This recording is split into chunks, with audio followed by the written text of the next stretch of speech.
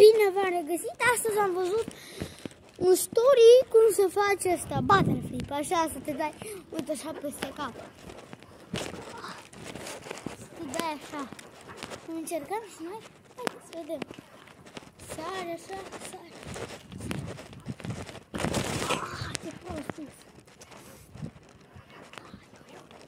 Mamă, trebuie să stăm un pic și până facem asta.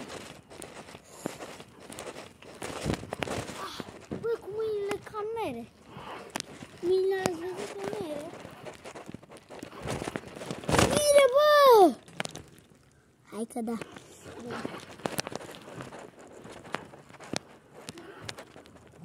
Mamă, dar nu pot să fac, mă.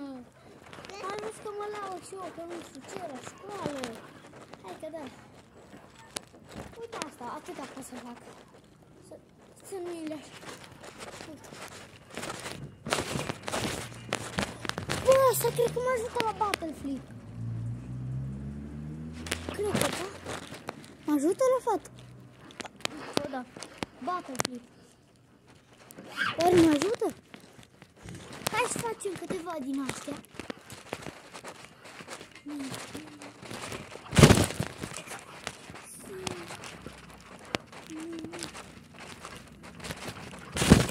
Bun. Facem așa, repetăm.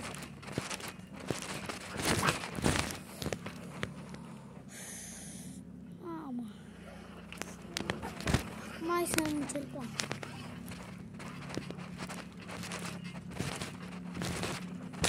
Du-te, bă, naibii! Du-te, naibii! Mă jur că nu l-am editat. Mă jur că nu-l editez.